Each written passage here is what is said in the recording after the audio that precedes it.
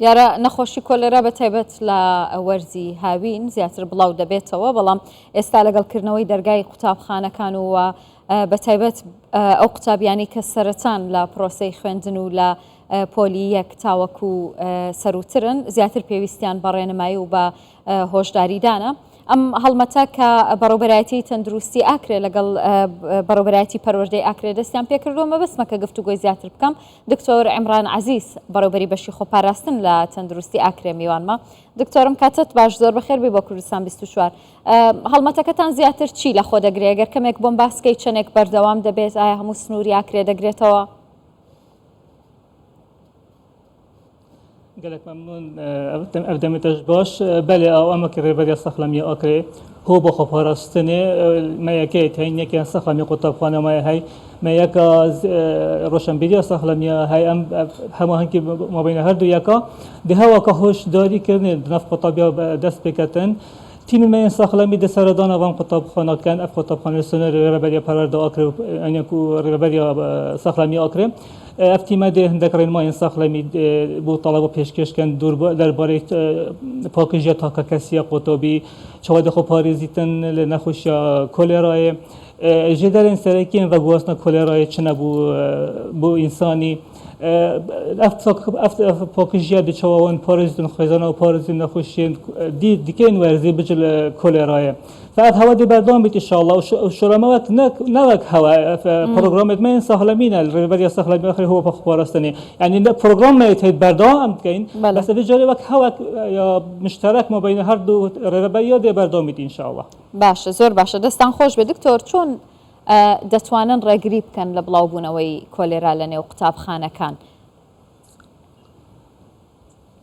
بله آخر تیم ما ساخلمی سردان و قطب خانات کن عندك شیرات ساخلمی دنی ما تیمت هی تیم که متکامل پیک و سردان کن مثلا تیم ما قلت زربانی ساخلمی ازگرده هی ما تیمت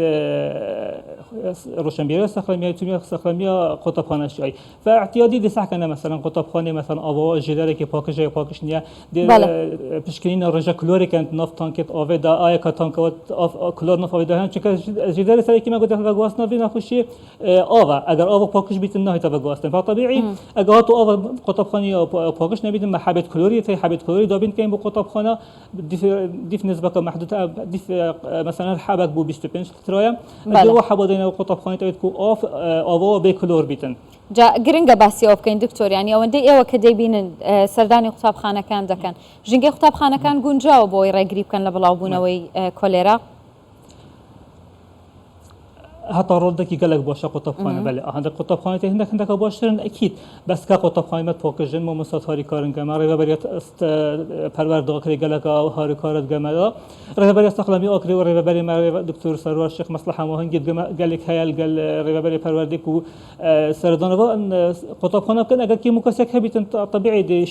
شیرت نکردن کلی چه هنا چیکن و مثلا بداية موسم قطبخانه بیتن افتان که مدد خواهی نشستن و پاکش کردن تعقیم کردن پشتینگی دمين تبع متابعة أم كانوا مستوب كان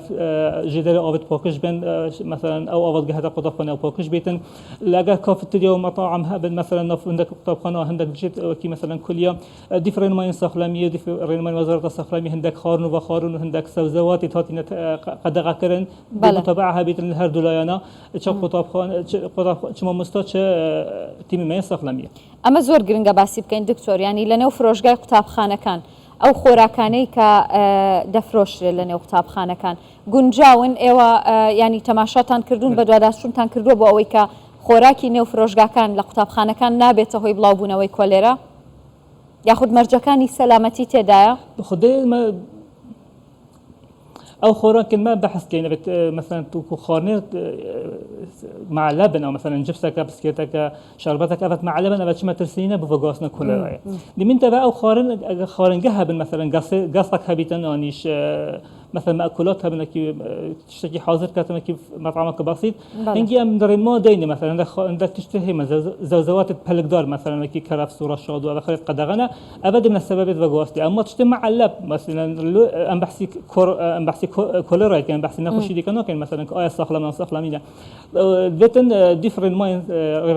يعني وزارة الصخلمية بنو بين تشاسباندن وهجر نشاس بينج دي أكيد ديفتشون هبيتون متابعه هبیت لاین ساخلم بیده. ڕاستە دکتۆر ئەگەر پرسیار لەسەرەوە کە ئێستا هیچ نەخۆشێکی کۆلێرا هەیە لە سنووری ئاکرێ بێگومان کە تۆ زیاتر لەوێ کار دەکەی لە سنووری ئاکرێ هیچ نەخۆشێکی کۆلێرا هەیە ئێستا؟ نخير هاتون كتشي نخوشت كوليرا مانين الأكري ما حالتها بنا جومان لكري بنا مثلا ما قلتي احتمال إيصال وفراشيون بيا دكتوري قلتي احتمال كوليرا بتنضيف بشكلنا هاتي بكرن المختبري در كفي نيجاتيف يعني فينا نخوش كوليرا چونك إيصال كوليرا بس إيصال وفراشيون إكلوا أسباب نخوش كوليرا أما قالك أسباب ديكاي مثلا إيصال شكل فيروس كديكاي بكتيريا كديكاي بس كوليرا سنري أكري مانية حالات المؤكد من المختبرين اكيد مدام حالات نبن جير كنترول ده ان شاء الله بردامش فحص بمتين همين نخوشخانه گلان نخوشخانه زاروك افرطه اف حالات خرتنا بشكلين اخر نيجاتيفن حتى نكتشف حالات بوزيتيف مانينا ووضعك اي باشه ان شاء الله دستان خوش به زور سپاس دکم دکتۆر ئەمران عزیز بەڕێوەبەری بەشی خۆپاراستن لە تەندروستی ئاکرێ میوانم بوویت.